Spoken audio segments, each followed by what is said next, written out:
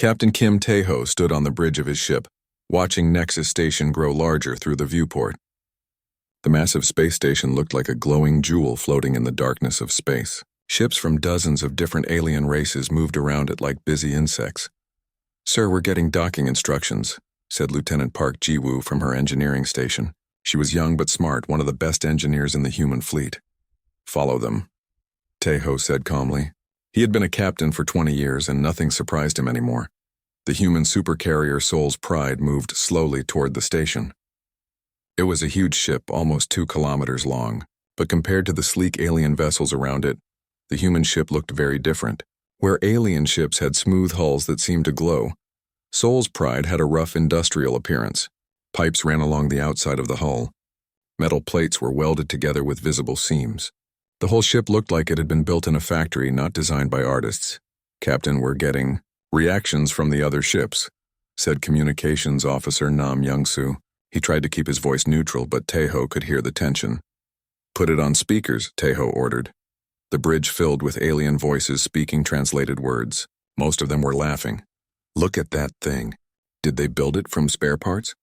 one voice said. "I've seen cargo haulers with better design," another added. "The humans actually think that thing is a warship?" This voice belonged to Fleet Admiral Vexthor of the Krillian Empire. The Krillians were one of the most powerful races in the galaxy, and they knew it. Commander Lee Hye-jin stood next to Tae-ho. She was in charge of weapons and tactics, and her face showed no emotion as she listened to the mockery. "Should I remind them that this thing has never lost a battle?" she asked quietly. "No," Tae-ho said. "Let them laugh." The docking process took an hour. During that time, more and more alien ships gathered to look at the human vessel. Some sent close-range scans, probably trying to understand why humans would fly something so ugly. Ambassador Choi Sung-ho entered the bridge. He was an older man with gray hair and kind eyes. His job was to represent humanity at the diplomatic summit. "Captain, are you ready for the meeting?" "Almost," Tae-ho said. "Ji-woo status report." Lieutenant Park Ji-woo looked up from her console. "All systems are working perfectly, sir. The aliens keep scanning us, but they can't seem to understand our power readings. Their computers don't recognize half our systems." This made Tae-ho smile slightly. Alien technology was based on energy.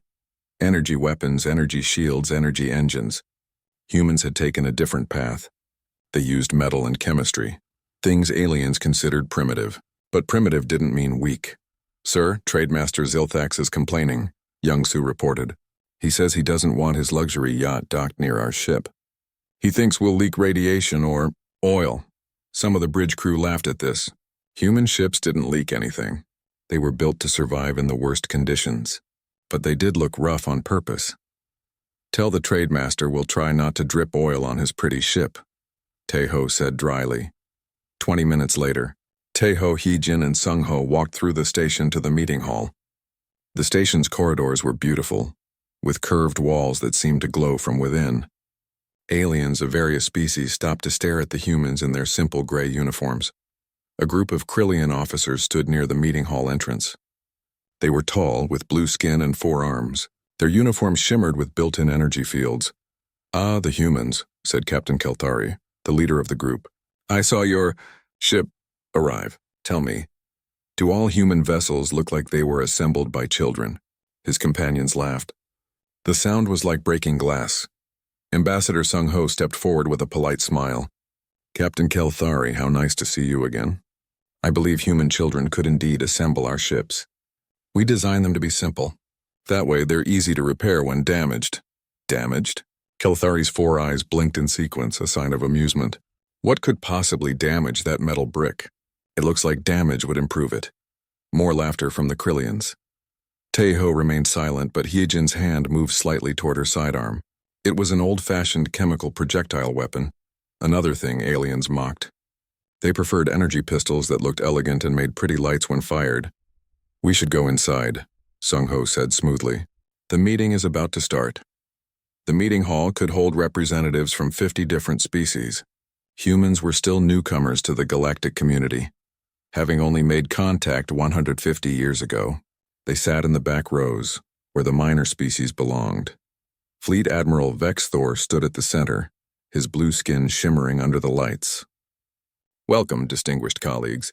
We gather today to discuss trade routes and security concerns in this sector. The meeting was boring. Different species argued about trade rights and navigation paths. Tejo found himself thinking about his ship. Every ugly weld, every exposed pipe, every rough metal plate had a purpose. Aliens built their ships to be beautiful. Humans built their ships to survive. 2 hours into the meeting, Ensign Yoon Soo-jin burst through the doors. She was Tejo's sensor specialist, and she never left her post unless something was very wrong. "Captain," she called out, not caring that she was interrupting a galactic summit. "We've detected a massive hyperspace signature. Someone's coming, and they're not friendly." The room erupted in voices. Vexthor raised his forearms for silence. "Ensign, explain yourself." "Who dares interrupt?" The station shook. The lights flickered. Through the transparent walls, they could see ships emerging from hyperspace. Not just a few ships, hundreds of them. Pirates, battle stations. Kelthari screamed into his communicator. "All Krillian vessels activate shields and weapons." The elegant alien warships began moving, their energy shields creating beautiful bubbles of light around them, their weapons powered up with a symphony of harmonic tones. Tejo touched his earpiece. "Jiwoo, wake up the ship." "Already on it, Captain," came the reply. Through the chaos, Vexthor pointed at Tejo. "You human! Keep your primitive vessel out of the way. This is a job for real warships." Tejo said nothing. He just watched through the window as the first pirate missiles struck the Krillian shields. The elegant energy barriers flickered and sparked. Then they failed. Kelthari's prized warship took a direct hit. Half its beautiful hull disappeared in an explosion. "That's impossible," Vexthor shouted. "Our shields are impervious to..." Another explosion. Another dead Krillian ship. Tejo touched his earpiece again. "Heejin, you seeing this?" "Yes, sir. The pirates are using kinetic weapons with shield breaker warheads. The pretty shields can't stop them. And our status?" "Ready when you are, Captain." Ambassador Sung-ho appeared at Tejo's shoulder. "Captain, the aliens are getting slaughtered out there. Perhaps we should..." "Wait," Tejo said. "Let them ask." It didn't take long. As more elegant ships died in beautiful explosions, Vexthor turned to the humans. His blue face had gone pale. "Captain Tejo," he said, his voice shaking. "Would your vessel be able to assist?" Tejo looked at him for a long moment. Outside, another Krillian ship died. "Jiwoo," he said into his earpiece. "Show them what ugly can do." The bridge of Soul's Pride was calm and quiet. This surprised the alien observers who had come aboard when the fighting started. Where alien bridges were full of flashing lights and urgent alarms, the human bridge was almost peaceful. Lieutenant Park Jiwoo sat at her engineering station, fingers dancing over manual controls. "All systems showing green, Captain." "The ship is ready." Captain Tejo nodded. Through the viewport they could see the battle raging. The pirate fleet was huge, over 300 ships of various sizes. They were ugly things, covered in weapon ports and armor patches. They looked like they had been built for one purpose: destruction. The defending fleet was being torn apart. The beautiful alien ships with their glowing shields and elegant lines were dying one by one. Energy beams shot back and forth, creating a deadly light show. But the pirates' kinetic weapons, missiles, railgun rounds, and explosive shells punched through the energy shields like they weren't even there. "Sir," said Ensign Yoon Soo-jin from the sensor station, "I'm reading massive casualties on the station. The pirates are targeting the defense platforms." Fleet Admiral Vexthor stood behind Tejo, his forearms trembling. He had come aboard with a small group of officers when his own flagship was crippled. "Why aren't you doing anything?" he demanded. "Every second you wait, more of my people die." "Patience," Tejo said calmly. "Heejin, what's your assessment?" Commander Lee Heejin studied her tactical display. "The pirates are using standard swarm tactics. They're relying on overwhelming numbers and firepower. No real strategy, just brute force." She looked up. "They're also ignoring us completely. We're not even on their target list." "Of course they're ignoring you," Vexthor spat. "Look at your ship. It looks like a derelict. They probably think you're already dead." Chief Han Dong-wook entered the bridge. He was an older man with scarred hands from years of working with machinery. "Captain, all damage control teams are in position. The crew is ready." "Damage control?" one of the Krillian officers asked. "You haven't even been hit yet." "We prepare for damage before the fight starts," Dong-wook explained patiently. "That way we can fix things quickly when they break." This earned confused looks from the aliens. In their fleets, damage control was something you worried about after you were hit, not before. Sir, Jiwoo said, the pirates are moving to Phase 2. They're sending in their heavy cruisers. Through the viewport, they could see massive pirate ships moving forward. Each one was the size of a small moon, bristling with weapons. The remaining alien defenders fired everything they had, but their energy beams just splashed harmlessly against thick armor. Lieutenant Commander Shin Mira's voice came over the comm. Captain, my pilots are getting restless. Request permission to launch. Not yet, Teho said. Captain Teho. Vexthor grabbed Teho's shoulder with two of his hands. My entire fleet is being destroyed. If you have weapons, use them now. Teho gently removed the Admiral's hands. Admiral, do you know why human ships look ugly? This is not the time for... Because we learned something important in our history, Teho continued. Pretty things are targets. Ugly things are survivors, he turned to his crew. All stations prepare for combat. Jiwoo, activate transformation sequence, finally, Jiwoo said with a grin. Transformation sequence initiated. The aliens watched in confusion as the human crew calmly went about their tasks. No rushing, no shouting, just efficient movement. Then the ship began to change. It started with a low rumble that could be felt through the deck plates.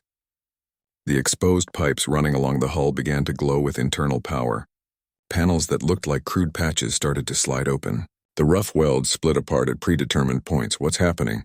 A Krillian officer asked, fear in his voice. We're taking off our disguise, Hyejin said simply. On the main screen, external cameras showed the transformation. The ugly cargo hauler appearance was falling away like an old coat. Underneath was something entirely different. Weapon ports opened by the hundreds.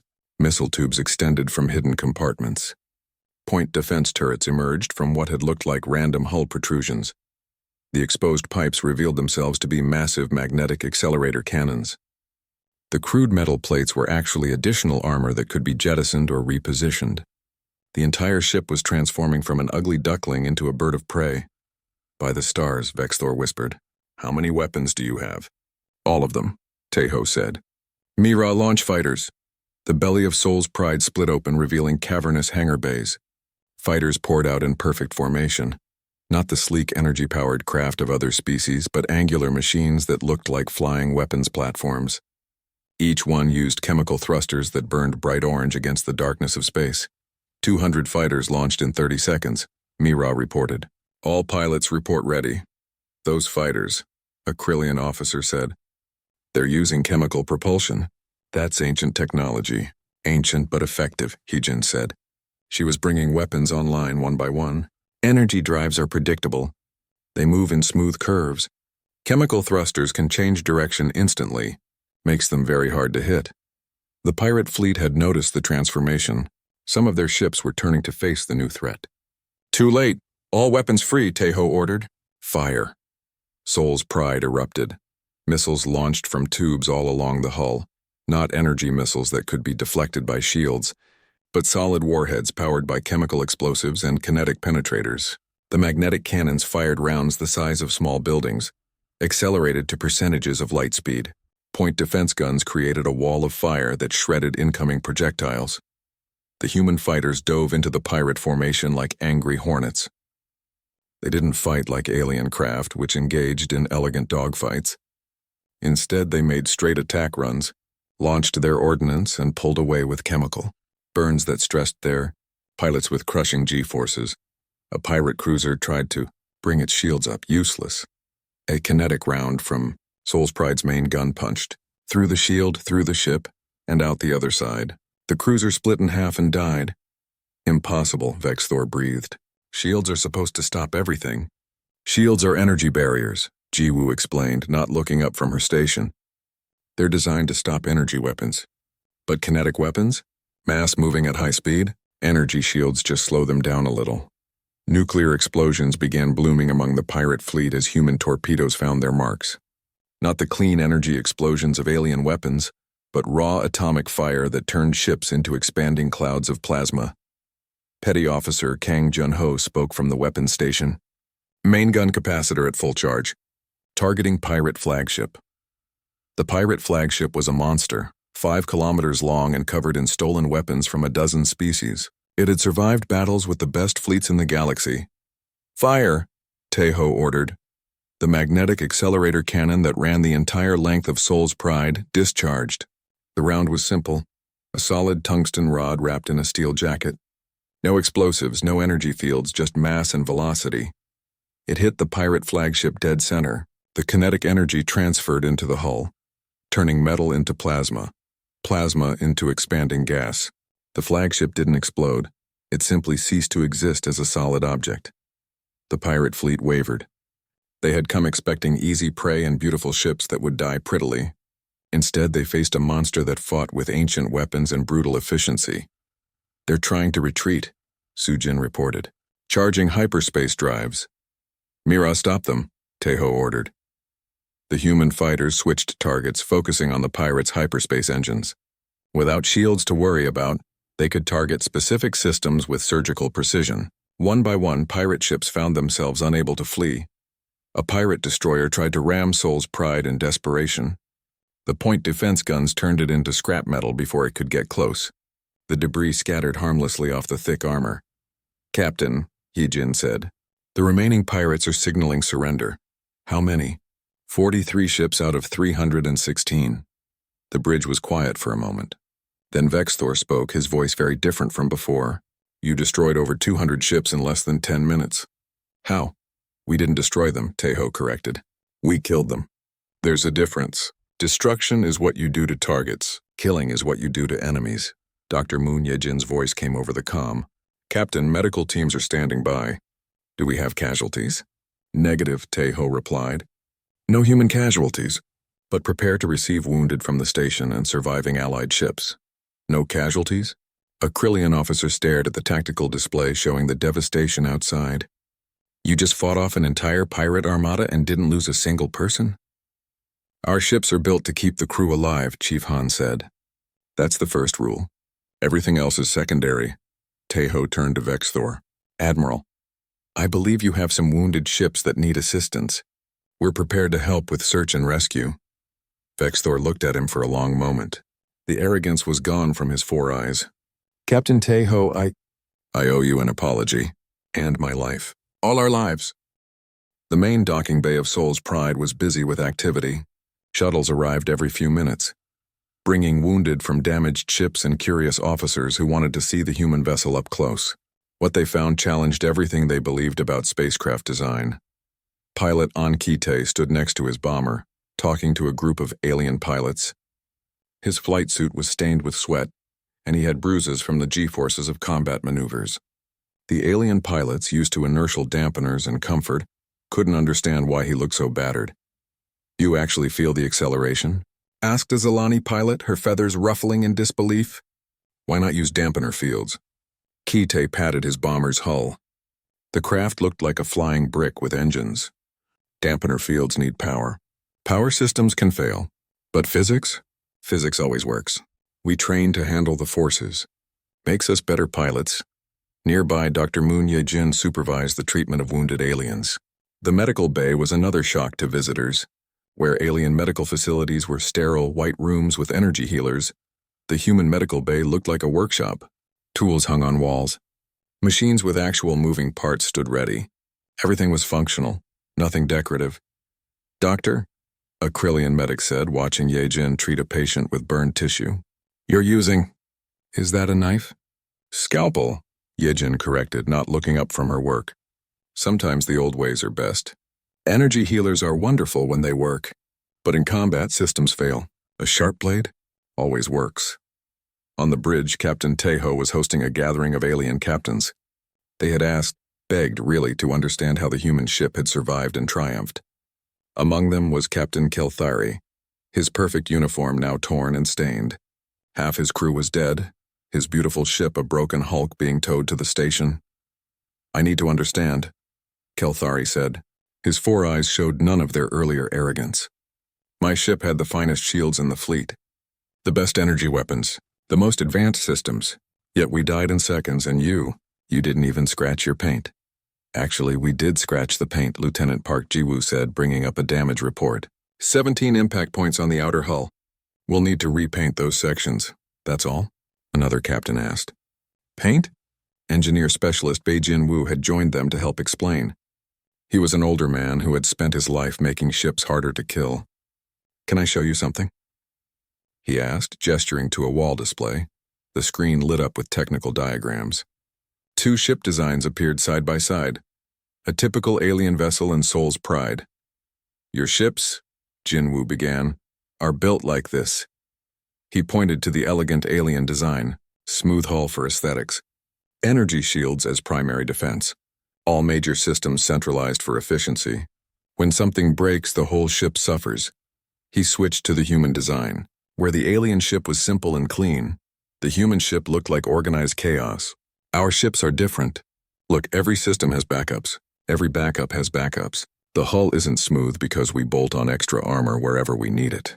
Those exposed pipes, they're designed to be exposed. If they break, we can fix them from outside. But it's so crude," a Zilani captain said. "Let me tell you about Earth," Ambassador Choi Sung-ho said, joining the conversation. "Our homeworld was not kind to us. We had wars, terrible wars, before we reached the stars. We learned that pretty things die first. We learned that redundancy beats efficiency. We learned that the ugliest solution is often the best." Intelligence Officer Ryu Da-un added more context. She was young, but had studied alien psychology extensively. "You build ships like works of art because space has been safe for you. Energy shields made you feel invincible. But humans? We always assume things will go wrong. We build accordingly." "Show them the armor," Taeho suggested. Jin-woo pulled up another diagram. "Your ships use energy shields exclusively. When the shield fails, you have maybe 5 centimeters of hull plating. Our shields, yes, we have them too, are just the first layer. Under that, 2 meters of composite armor. Under that, another meter of reactive plating. Under that, space is filled with shock-absorbing gel. Under that, the actual pressure hull. That's excessive," someone said. "That's alive," Heejin corrected. "In our last 17 engagements, we've taken over 3,000 direct hits. Crew casualties, 0, the room fell silent. 3,000 hits with no deaths was impossible by galactic standards." Captain Kelthari studied the diagrams. "Those fighters of yours, they burned chemical fuel. They pulled maneuvers that should have killed the pilots. How?" Lieutenant Commander Shin Mira had arrived to retrieve Kite. She heard the question and answered. "We train from childhood to handle acceleration. Our pilots start in centrifuges at age 10. By the time they fly combat, pulling 15 G-forces is uncomfortable but manageable. Your pilots rely on dampeners. Ours rely on their bodies, barbaric," someone muttered. "Effective," Mira countered. "My pilots came back. How many of yours did?" Another uncomfortable silence. "There's something else," Taeho said. "Jiwoo, show them the battle recording. Specifically, the pirate flagship's destruction." The main screen showed the massive pirate vessel again. Then the impact of the kinetic round, the ship's death in slow motion. "Watch their shields," Jiwoo said. "See that flicker? Their shields tried to stop our round, but kinetic energy doesn't care about energy barriers. It just transfers. The shields actually made it worse. They compressed the impact into a smaller area." "You're saying our shields help your weapons?" Vexthor asked, incredulous. "Not help," Jinwoo corrected. "But they don't stop them." "Energy weapons, yes. Particle beams, absolutely. But a chunk of metal moving at 20% light speed? Your shields just give it a light show as it passes through." "This is why pirates use kinetic weapons," Daun added. "They learned what we knew all along. The simplest solutions often work best." A communication alert interrupted them. Admiral Oh Kyung-soo appeared on the screen, transmitting from Earth Command. He was an older man with gray hair and sharp eyes. "Captain Taeho, excellent work. I've reviewed the battle data." He paused, noticing the alien observers. "I see you have guests. Good, let them hear this." "The Soul Pride performed exactly as designed. Ugly, brutal, and alive. That's the human way." "Admiral," Vexthor stepped forward.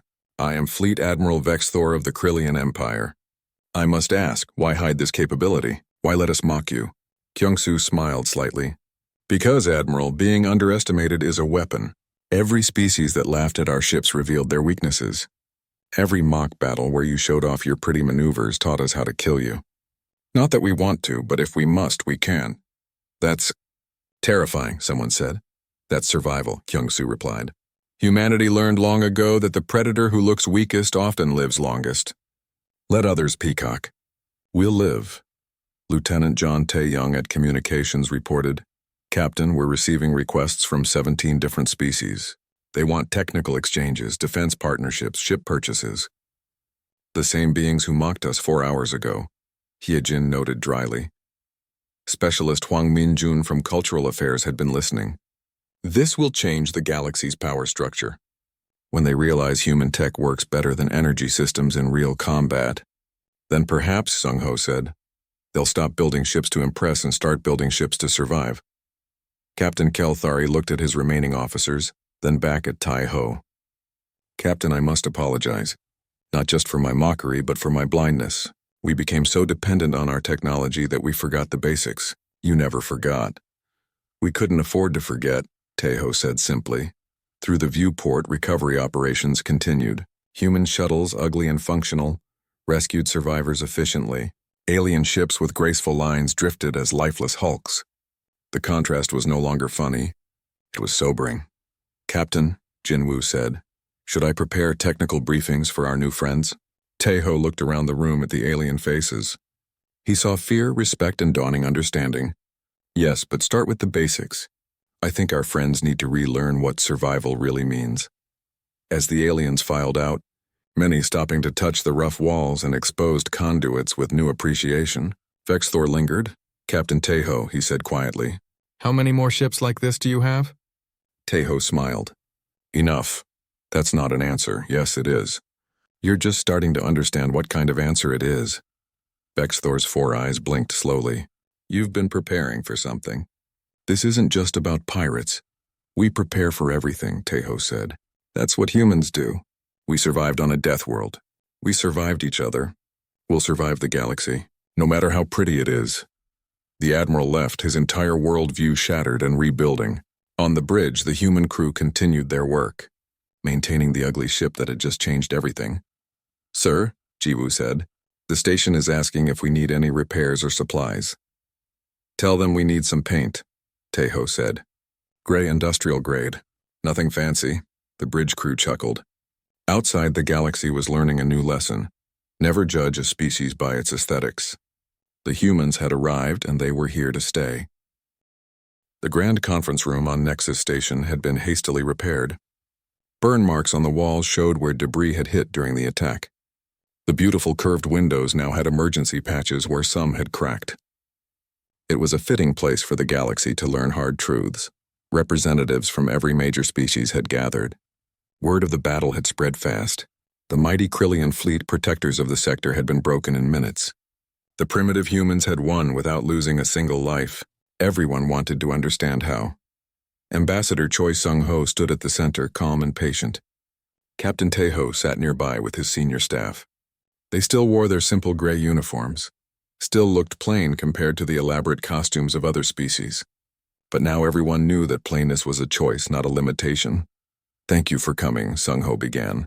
I know many of you have questions. We'll try to answer them. But first, let me share something from Earth's history. The main display showed images of Earth, not the cleaned-up version shown in tourist guides, but raw images, volcanoes, hurricanes, predators, war. This was our cradle, Sung-ho said, a world that tried to kill us every day. We had no energy shields to protect us from storms, no healing fields to fix our wounds, just our minds and our hands. He changed the image. Now it showed human history, castles, tanks, early spacecraft. We fought each other for thousands of years, not with energy weapons that stun or disable, but with kinetic weapons that kill. We learned that the pretty castle on the hill dies first. The ugly bunker in the ground survives. Fleet Admiral Vexthor raised a hand. But surely, when you developed energy technology, you moved past such primitive concepts. We developed it, confirmed Engineer Bei Jinwoo. We tested it. We found it wanting. Energy systems are elegant, yes, but they need perfect conditions. What happens when an energy weapon gets wet? When a power cell cracks? When a circuit overloads? You repair it, a Zilani scientist said. If you have time, Jinwoo countered. If you have parts. If you have power. But a chemical weapon? Works in vacuum. Works underwater. Works after being buried in mud for 100 years. We choose reliability over elegance. Trademaster Zilthax, who had initially refused to dock near the human ship, leaned forward. But the cost! Surely maintaining such primitive systems is expensive. Lieutenant Park Ji-woo laughed. Expensive? Our entire supercarrier costs less than one of your corvettes. We use steel, not exotic alloys, chemical fuel, not antimatter, circuits, not quantum processors. Any human colony can build our ships. Can yours say the same? This caused murmuring. The advanced species relied on specialized facilities to build their technology. Losing even one shipyard was catastrophic. But humans could build their weapons anywhere. Show them the redundancy model, Tejo suggested. The display changed to show a cross-section of Sol's Pride. Where alien ships had single systems, the human ship had multiples of everything. Intelligence Officer Ryu Da-yoon explained, every critical system has 4 backups. Different types, different locations. Destroy our main computer, we have mechanical backups. Destroy those, we have analog systems. Destroy those, we can fly the ship with manual controls and slide rules. Slide rules? Someone asked, confused. Ancient calculation devices, Da-yoon said. No power required, just human hands and human minds.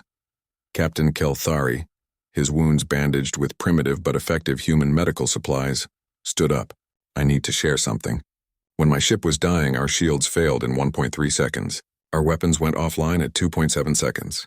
Life support failed at 4.2 seconds. Everything centralized, everything efficient, everything dead. He paused. The human rescue shuttle that saved my crew? It was hit by 3 missiles during the rescue. It kept flying.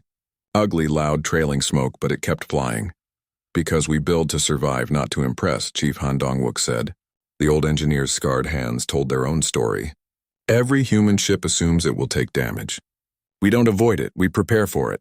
A young Krillian officer raised a hand nervously. If your technology is so superior, why haven't you conquered the galaxy? The room went silent. This was the fear behind every question. If humans could destroy the best fleet so easily, what stopped them from taking over? Ambassador Sung-ho smiled sadly. Because we learned what conquest costs. Earth's history is written in blood. We've had our empires, our wars, our genocides. We've seen what happens when power meets ambition. So we chose a different path. Admiral Oh Kyung-soo appeared on the communication screen again. Let me be clear. Humanity has no interest in conquest. We want trade, friendship, knowledge. But his voice hardened. We will defend ourselves. We will protect our friends. And we will survive. Always. Your ship designs, a scientist interrupted. Will you share them? Basic concepts, yes, Tejo answered. But understand our designs work because of our philosophy. You can't just bolt armor onto your ships and call them human style. You need to change how you think, Lieutenant Commander Shin Mira added. Our pilots train for 15 years before flying combat.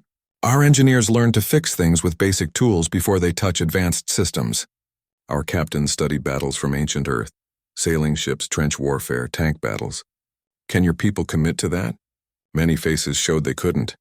Generations of easy technology had made them soft. There's another issue, said a representative from the Merchant Guild. If kinetic weapons are so effective, why hasn't everyone adopted them?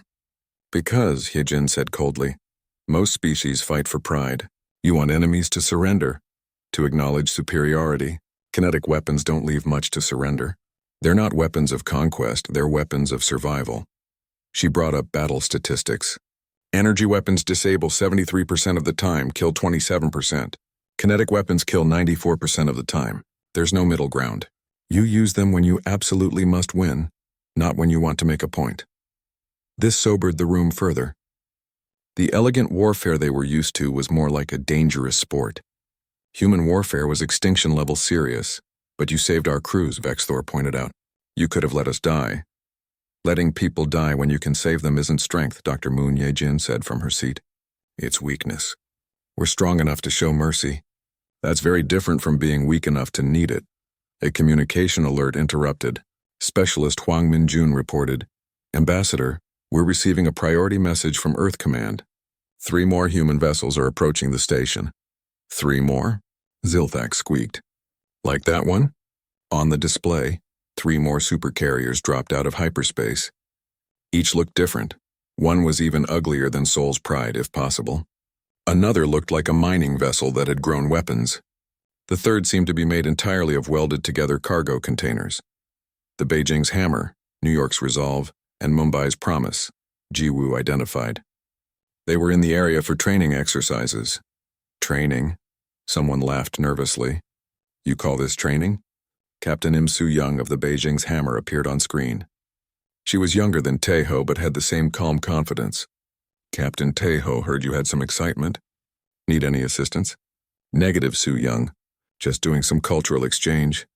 Ah, teaching the neighbors about human engineering? She grinned. Good luck with that. Most species can't understand why we paint our ships gray instead of silver. Why do you?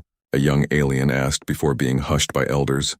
Because gray doesn't show battle damage as much, Im said simply. Pretty ships spend too much time getting repainted. Ugly ships spend that time training. As the 3 new ships took positions around the station, their ugly hulls bristling with hidden weapons, the gathered representatives began to truly understand.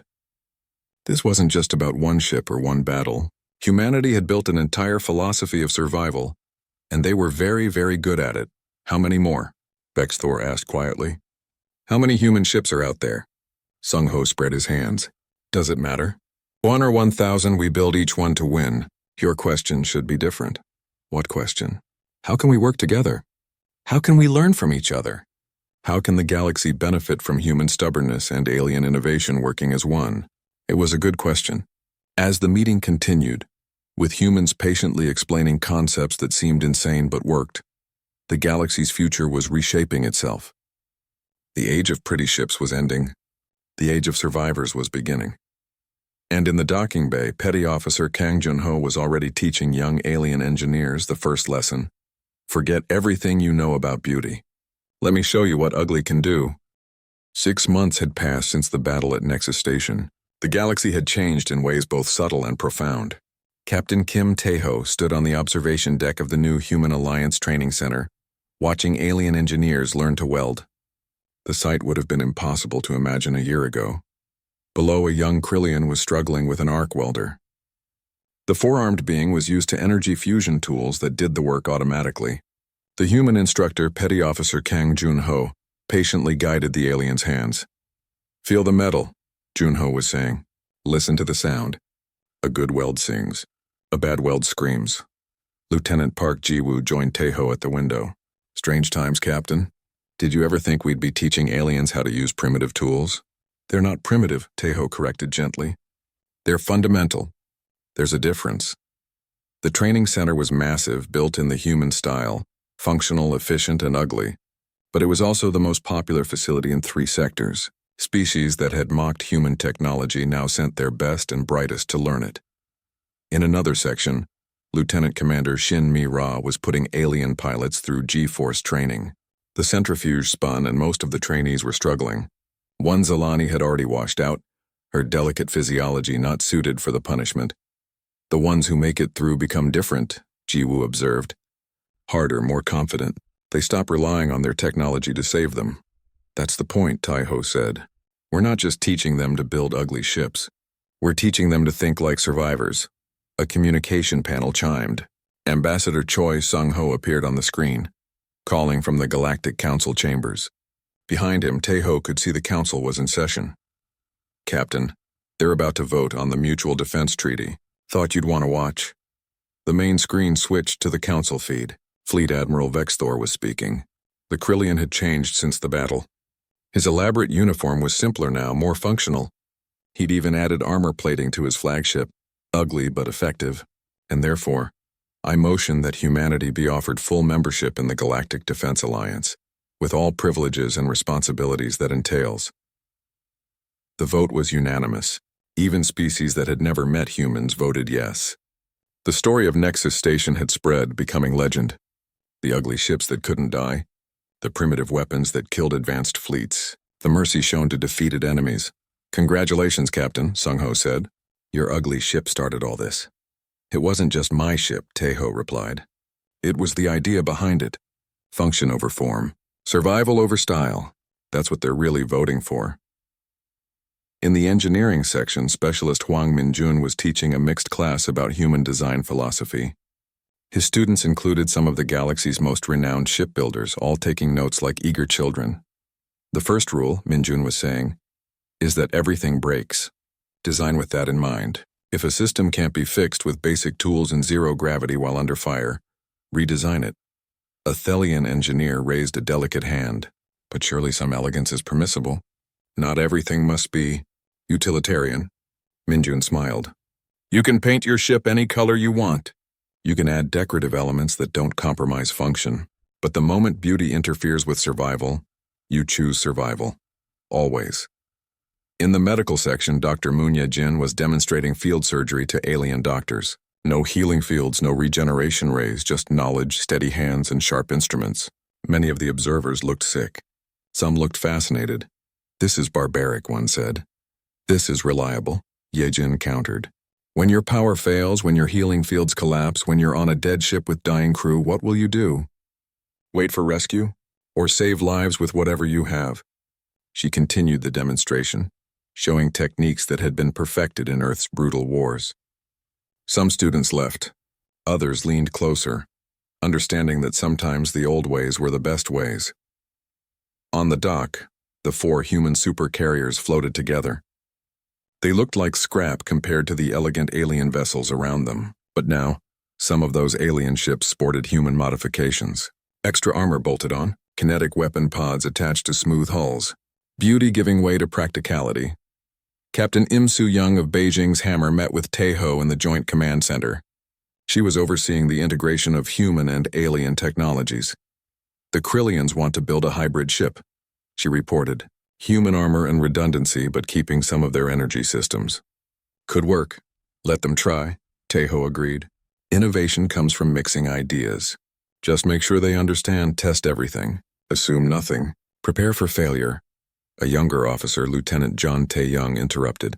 Captains, priority message from Earth Command. Admiral O wants to speak with you. The Admiral appeared on screen and he wasn't alone. Behind him stood representatives from humanity's government and military.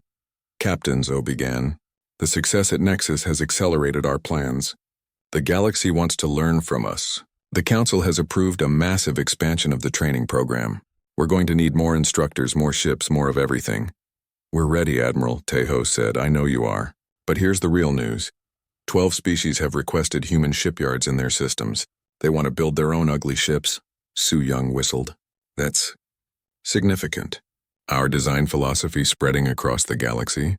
More than that, the Admiral said. 3 pirate fleets have already surrendered rather than face human-designed ships. The mere threat of kinetic weapons is changing the balance of power. We need to be careful, Tae-ho warned. If everyone builds like us, fights like us, then the galaxy becomes harder to conquer. Oh, finished. Exactly what we want. A galaxy of survivors, not victims. In the training center's simulation room, mixed crews were learning to operate human-style ships. The simulations were brutal. No shields, systems failing, hull breaches. The crews that survived learned. The ones that didn't tried again. Chief Han Dong-wook watched approvingly. They're getting it. Slowly, but they're getting it. Yesterday, a Zilani crew kept their ship running for 3 hours with half the systems destroyed. Would have been impossible 6 months ago. The change wasn't just in technology. Alien fashion was shifting. The elaborate, delicate uniforms were giving way to practical gear. Some species even adopted human-style gray uniforms, finding dignity in simplicity. Commander Lee Hae-jin was reviewing tactical reports when she noticed something interesting. Captain, pirate activity is down 60% in sectors with human presence. Down 40% galaxy-wide. They're learning, Tae-ho said. Pretty ships were easy targets. Ugly ships that shoot back? Not worth the risk. As the day continued, more changes became evident. The Galactic Trade Network announced new standards. All cargo ships must have kinetic weapon defenses. The Exploration Guild required redundant life support on all vessels. The Military Academy added ancient Earth warfare as a mandatory course. In his quarters that night, Tae-ho received a personal message. It was from his grandfather on Earth, the man who had first taught him that ugly things survive. Saw the news, grandson. They say human ships are reshaping the galaxy. Your great-grandmother would be proud. She always said beauty was nice, but breathing was better. Keep them alive out there. Keep them ugly. Tae-ho smiled. Through his window, he could see new ships under construction. They were ugly things, angular, rough, functional. But they were also beautiful in their own way. Beautiful because they would survive. Beautiful because the beings inside them would live. A chime at his door. Jiwoo entered with reports. Captain, the new hybrid designs are testing well. The Krillian human prototype survived everything we threw at it. Ugly as sin, tough as nails. Good. What about cultural resistance? Fading. The younger generation gets it immediately. They've grown up with stories of Nexus Station. To them, ugly means strong. Pretty means dead. Outside, the stars continued their eternal dance. But among them, a new philosophy spread. Ships became tougher. Crews became harder. The galaxy became a bit less beautiful and a lot more survivable. Sir, Jiwoo said, the Thelians are requesting permission to tour Soul's Pride. They want to see the ship that started it all. Granted, Taeho said. And make sure they see everything. The exposed pipes. The manual backups. The ugly welds that saved lives.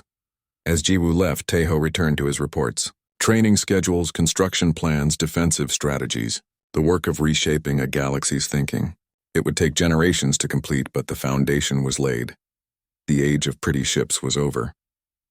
The age of survivors had begun, and somewhere in the vastness of space, pirates looked at their targets more carefully, knowing that the ugly ones might be the most dangerous of all.